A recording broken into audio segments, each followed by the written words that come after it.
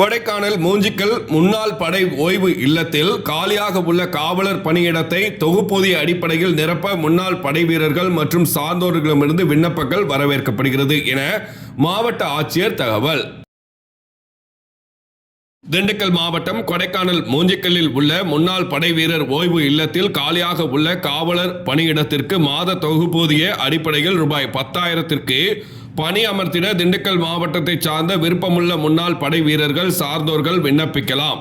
மேற்கண்ட பணியிடத்திற்கு விண்ணப்பிக்க விருப்பமுள்ளவர்கள் தங்களுடைய விண்ணப்பத்தினை திண்டுக்கல் மாவட்ட ஆட்சியர் அலுவலக வளாகத்தில் இயங்கி வரும் முன்னாள் படை வீரர் நல அலுவலகத்தில் 25/4/2025க்குள் சமர்ப்பிக்க வேண்டும்.